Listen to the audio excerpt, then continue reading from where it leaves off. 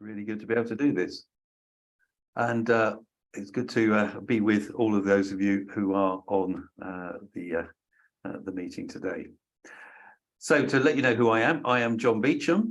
My current role is that of Diocesan Disability Ministry Enabler for the Diocese of London. I'm blind because I have an inherited eye condition called retinitis pigmentosa. And this meant that by the time I was 22, I'd lost over 50% of my sight.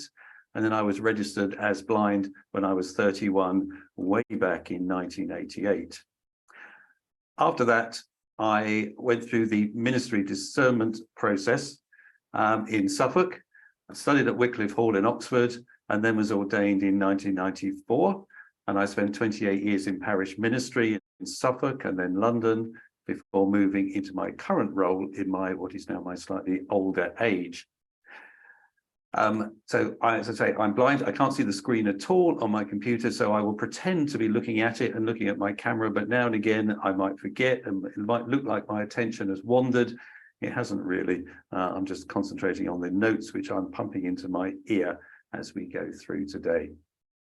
So this session is going to be an introduction to blindness and vision impairment in society, in scripture a little bit, and then some discussion and ideas about how you might be more welcoming and open to the presence of blind and visually impaired people in your churches. So Sue's managing the slides for me today. So Sue, if you could just go on to the next slide. Thank you. So blindness and vision impairment in the UK today. Now, over 2 million people in the UK have a vision impairment that has some sort of impact on their daily life. Now, this doesn't include people who have poor sight that can be corrected with glasses or lenses. Now, not all the 2 million are registered as blind or partially sighted, though. 340,000 people are actually registered. Some of those 2 million may have vision that is better than the minimum requirements for registration, and yet his vision does not allow them to drive, for example. Others may be in the early stages of progressive conditions and so destined to lose their sight significantly at some time in the future. Some people may be having treatment that may improve their sight, or might be awaiting operations such as cataract removals or operations on their retina, those sort of conditions. So the next slide, Sue. Now, there are about 20,000 people, in fact, just over 20,000 people in the UK with retinitis pigmentosa, which is the condition, as I said, that I have. Now, this can result in significant sight loss at some point in a person's life, anything from childhood through to their late 60s or even 70s before it has much of an effect on a person's sight. Now, every day, 250 people discover that they are living with what at the moment is untreatable sight loss. These are conditions like AMD, which you've probably heard of, which is macular degeneration, and this is damage to the center of the retina. Glaucoma, which is damage to the optic nerve due to increased pressure in the eye, and diabetic retinopathy, which is where high blood sugar levels can damage the retina. In some cases, this can cause a very, very rapid loss of sight. Sometimes for some people, literally overnight, they can go from having almost full vision to having practically no vision overnight because of the effects of diabetes. 1 in 5 people will experience some sort of untreatable sight loss at some time in their lives. And it is expected that by 2050, the number of people experiencing vision impairment in the UK will double to 4 million. And so the next slide. So of the current 2 million, 1% of them, or 24,000 people, are aged from 0 to 17. 20%, or 410,000 people, are aged 18 to 64. Another 20%, or 426,000 people, are aged 65 to 74. And 27%, or 569,000 people, are aged 75 to 84. And finally, 32%, or 666,000 people, are aged 85 or older. Now, of the 18 to 65 age group, the large majority experience vision impairment over the age of 50. So you can see that that doesn't increase that much until people get to 75 and older. So the overwhelming number of people with sight loss are older people, those in their 50s and older. But there are a significant number of children and younger people who have sight loss as well, but in the very younger age range, well, in the 0 to 17s, that's very often associated with other complex needs as well. So sight loss is part of a whole range of complex needs that a child may be experiencing. And the next slide. Now, in this group, 64% or 1,350,000 people have mild sight loss, which probably is going to have little impact on their daily lives and their ability to participate in services or other aspects of the life of the church. 22% or 469,000 people have moderate sight loss, which will have some impact on their day-to-day lives and make full participation in services and other church activities difficult at times. And then 13% or 277,000 people have severe sight loss, which will significantly impact their day-to-day lives and will create significant issues for participation in services and other church activities. 170,000 people in the UK are registered as blind, but very few of those people will have no vision at all. Many blind people have some residual vision that can enable them to navigate in some spaces or read large print or pick up other useful clues through what vision they have. Now, some may have vision that is severely restricted in just one area. So, for example, a person might have tunnel vision, meaning they have no peripheral vision but can see just a small area directly in front of them. Others may have the opposite, a loss of central vision, but still have some peripheral vision. What's important to know is that the pattern and nature of sight loss and vision impairment is unique to each individual. You can never assume that because a person has a particular eye condition that you know what their needs might be. So the next slide. So blindness and vision impairment in the Bible. This is a very brief skip through a few aspects of this. The Bible uses the language of disability generally, and particularly the language of blindness in many confusing and ambiguous ways. The use of the word blind or blindness is a really good example of this. And what this section proves is that blind people and vision impaired people can come into church and hear the language of blindness and vision impairment used in ways that can be very, very confusing and disconcerting for some people. So on to the next slide, Sue. As we briefly skip through some of these, I'm not going to quote lots of verses, but when you get these slides afterwards, you can look them up for yourself if you'd like to do that. So in the Old Testament, we find blindness being inflicted on bad people. For example, on the citizens of Sodom, who tried to assault Lot's angelic visitors, and then on the army of Aram to enable Elisha to capture the entire army single-handedly. We find God saying that he inflicts blindness and gives sight when he is calling Moses to lead his people. And then we find instructions to not allow anyone who has a vision impairment to minister as a priest in the tabernacle or the temple. And on slide 8, or the next slide, Sue, we find blindness used as a metaphor for ignorance and foolishness. But then we find God's people called to respect the blind and not to put a stumbling block in their path. We find blindness in a whole range of sickness and disabilities that God threatens to inflict on his people as a punishment for disobedience. But then we find Psalm 146 saying that God gives sight to the blind, and other passages telling us that when God comes to redeem the world, the eyes of the blind will be opened. And on to the next slide.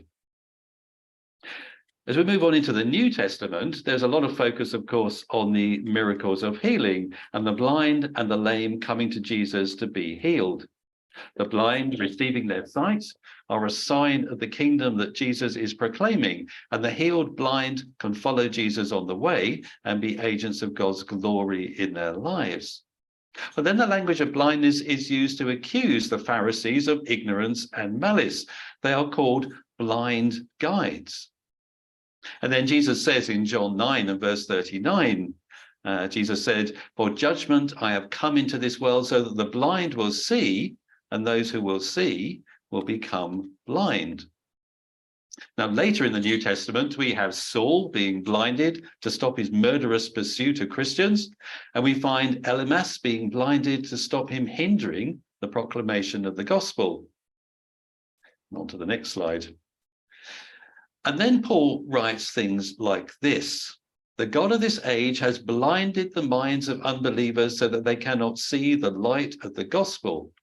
And writing about the personal qualities and spiritual gifts that a Christian should have in 2 Peter, we find this: "But if anyone does not have them, he is short-sighted and blind and has forgotten that he has been cleansed from his past sins." Now, this, of course, is only touching the surface of the use of the language of blindness in the Bible. It would take many hours to go into this in even minimal depth. But what it illustrates, I think, is that a blind or vision impaired person can come into a service and hear the language of blindness and vision impairment used in challenging and ambiguous and, quite honestly, really confusing ways. Now, it's the same with many other experiences of disability as well. Blindness isn't unique in this way, but disability is spoken about metaphorically and literally in many confusing ways throughout Scripture. And on to the next slide. For me, though, the passage that redeems all of this confusion is in Luke 14 and the parable of the great banquet. I think you'll probably know this story. A man prepares a banquet for his friends. He has sent out the first invitation and everyone has said that they would come. When the banquet is ready, he sends out the second invitation and everyone makes their excuses. One has bought some new oxen, another a new field, another has just got married. So the host of the banquet sends his servants to the streets and alleys of the town and the highways and byways of the countryside to bring in the poor, the blind, and the lame. And it is these people who fill the house and enjoy the banquet. This is Jesus drawing us a picture of the kingdom of God. The kingdom of God that he has come to proclaim. This is the kingdom banquet, and it is full of the poor and disadvantaged and disabled, not somehow healed or cured, but just as they are. This banquet is a riot of kingdom joy and human diversity in all of its fullness. The kingdom is an experience of participation and belonging for all, and disability, or rather what our present society has chosen to call disability, is at the very heart of what this is. So the next slide, Sue. So thinking about blindness and vision impairment in today's church. So what can you do to make your church a foretaste of the all-inclusive kingdom experience, particularly for people who are blind or vision impaired? Well, let's start outside your church, first of all, and we'll start with your notice board. Is your church notice board accessible to people with vision impairment? Can people get close enough to it to read the notices and the information? Does it indicate that disabled people are welcome in your church and are catered for? Does it to tell people that they're expected and that they're welcome to be there? Is the information on it displayed in large, clear fonts with good color contrast? Now, the other sort of notice board, of course, that we all have these days is our church website. And there's lots and lots of questions about websites and accessibility. Is this accessible to people with vision impairment and to blind people who use a screen reader? Does it have the option to change the font size and the color contrast when people are trying to read it? Is the information laid out in a logical and accessible way? Is there a link on the homepage and near the top of the homepage, preferably, to an area that has accessibility information?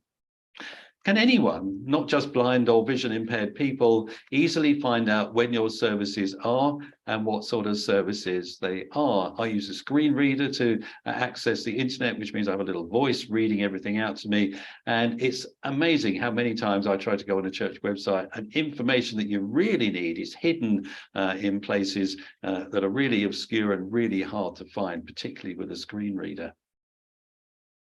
The next slide, Sue. Then things about your building. Are the approaches to your building, first of all, and the entrance doors easy to navigate with a long cane or with a guide dog, or by people who just can't see very clearly?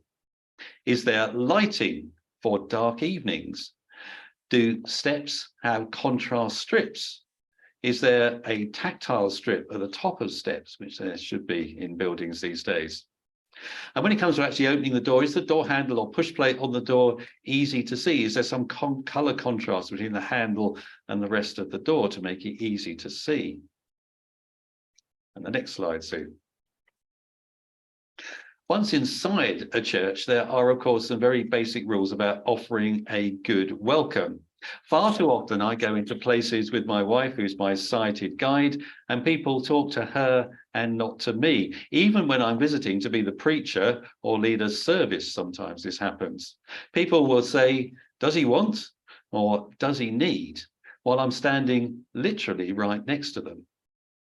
So always greet the vision impaired person, or the VIP as we're often referred to. Don't ignore their guide or carer, but put the VIP first. And if there is a guide dog, as hard as it is with a beautiful Labrador that's looking like it's asking you to pat it, ignore the dog completely. Two things are really important for many people with vision impairment, and that's lighting and color contrast. But these are two things that most churches are lack or are really bad at. Many churches are dimly lit areas of brown pews, brown floor, brown tables, brown doors. They have pillars that can be a massive hazard for visually impaired people, and they have random steps up to the pew, up to the chancel and sanctuary or chapel, or just random steps that seem to serve no sensible purpose. So it's important to think about improving your lighting and looking at contrast, especially on steps. How can you make things more visible is the question to keep asking yourself about your church. All these bite-sized sessions, I'm sure, include a section on toilets because they're very important. Now, many people who are vision impaired will use the ordinary toilet facilities that you have, but these are often painted entirely white and give no color contrast to help navigation. Often the layout is a bit random. Finding the sink, the taps, the soap, the towels or dryer, the bin is a bit random around the toilet area and hit and miss. And the bin is often a trip hazard because there isn't really a proper place to put it. And the lighting in toilets is often terrible for visually impaired people, which means it can be either very dim or it can be very bright and glaring, both of which make things really difficult for people. Now, some VIPs will use the accessible toilet facilities that you have if you have them, and it's important to think about planning these to make things easier for the widest possible group of people to use. Again, color contrast is really important. For example, in a large accessible toilet where everything is painted white, including the door, finding the way out for a vision impaired person can be very difficult. So color contrast that makes the door easier to locate, that makes it easier to find where things are around the sink, where the towels or hand dryer is, and all that sort of stuff. All that color contrast is really important and really useful. On to the next slide. But let's say that someone has navigated into your building without injuring themselves too many times and has managed to get to the start of a service. Of course, you might be a books church or a printed order of server church or a screen and projector church. The important thing is to provide useful formats for people who cannot use the standard format that you provide.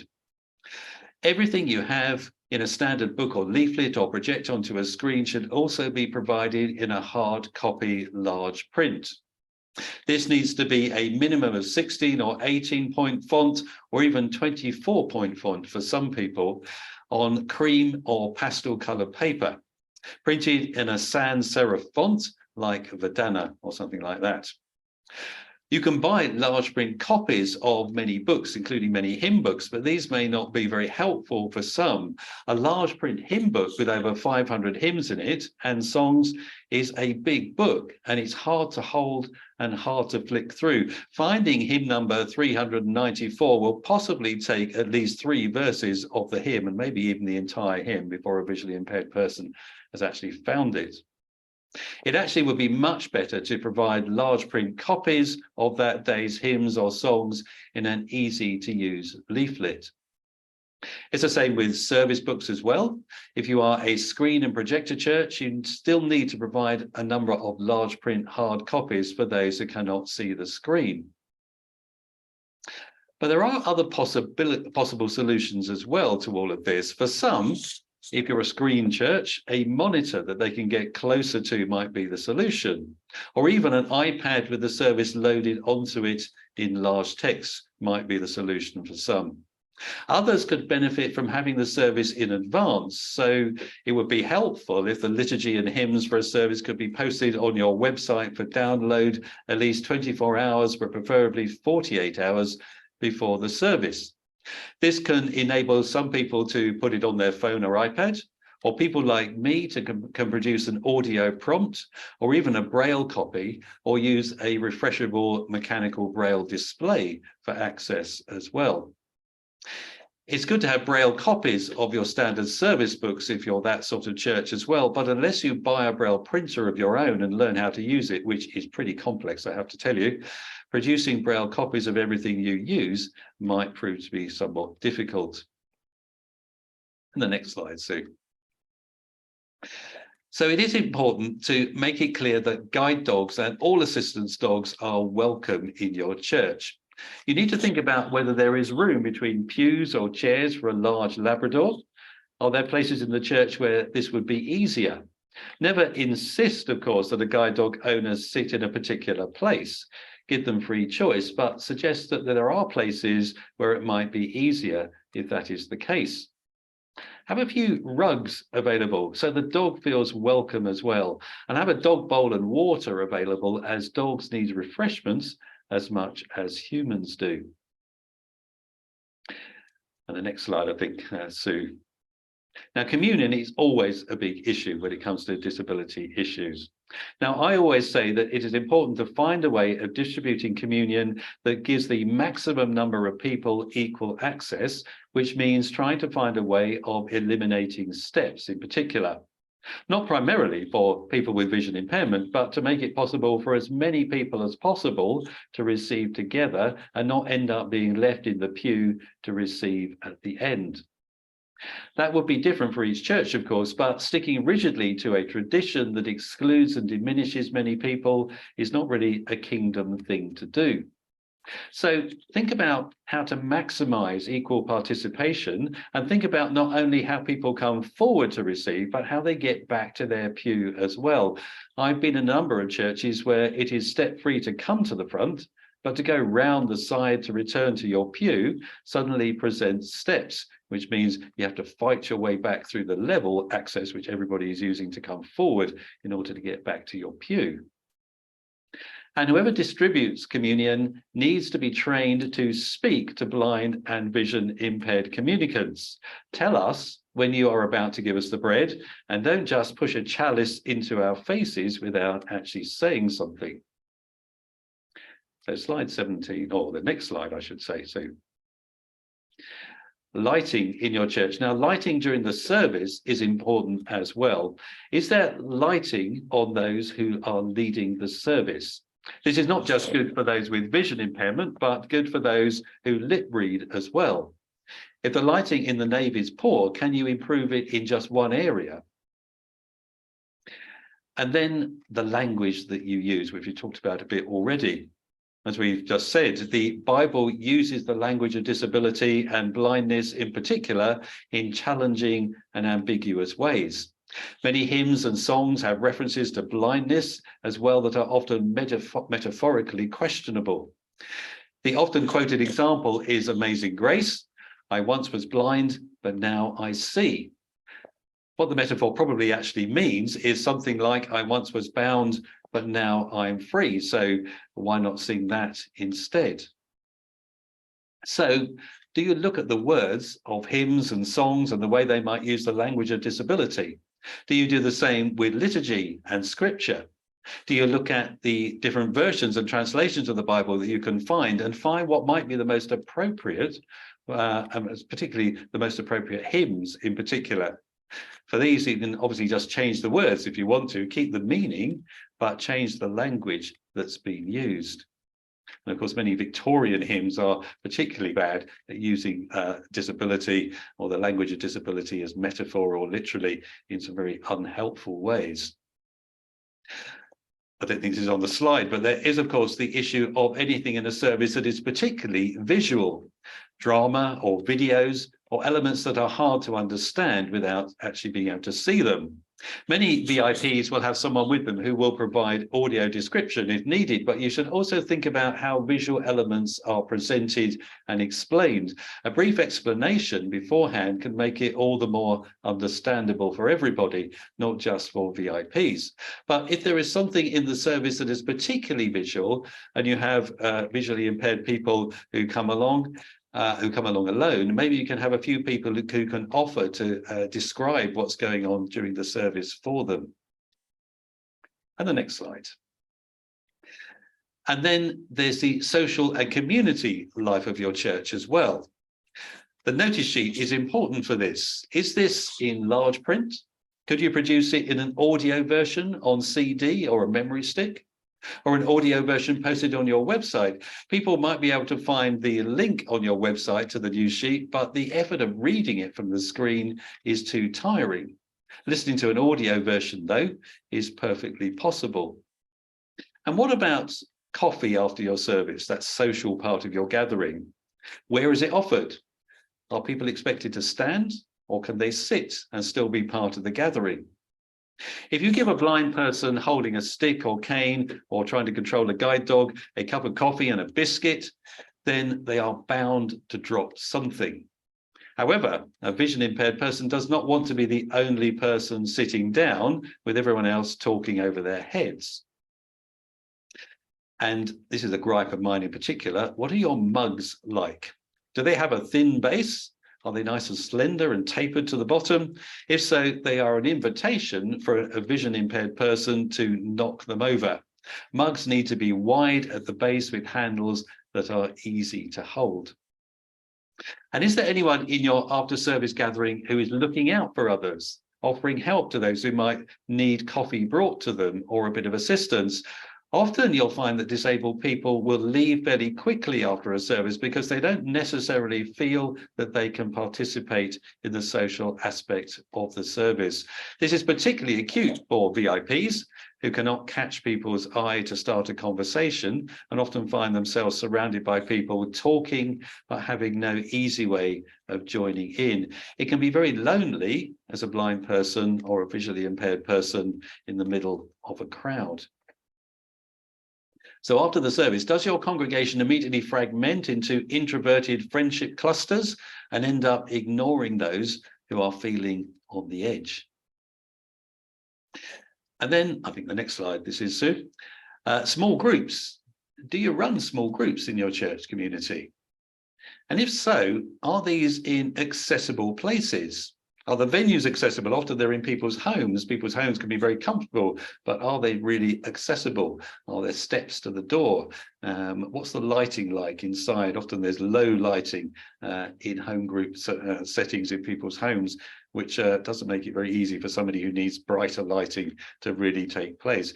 Can people get there easily? Where are they? Are they easy to get to either by walking or on public transport? And how is the material presented? Is it in large print? Is it available in advance? Could it be provided in an audio version as well? There's loads of different things you could do to make home groups more accessible. And the next slide, Sue. So I think you're beginning to realise that there are many things that make access for blind and vision impaired people easier and more welcoming. Often these are actually quite simple things to do. They might mean changing your admin processes to produce large print. They mean redesigning your website and producing good access information, not just for people with vision impairment, but for all disabled people. It means being attentive and thinking about every aspect of the life of your church. And importantly, it means talking to the disabled people who come through your door. They are your experts who can give you the advice that you really need. So never make assumptions about what a person might need, just ask them. But a person feels welcome to your church if they feel that their presence has been anticipated. A person feels welcome if they feel that their attendance has been imagined and thought about before they have arrived. Yes, of course, talk to people about what would be best for them, but if it is clear to a person that many basic things have already been done, blind and vision impaired people, and in fact all disabled people, will feel that this is a church that wants them there, and that is always the key, I think, to someone actually staying with you. So as I say, there's many things that you can do to make life for blind and vision impaired people much easier within your church communities. An awareness that everybody can have, somehow raising the issues about disability awareness amongst your whole congregation is important, which I'm sure is the sort of job that you as ambassadors for this are doing within your communities. So I'm going to stop there and hand back to Zoe. So I think we do whatever we do next. Thank you so much, John. I don't know about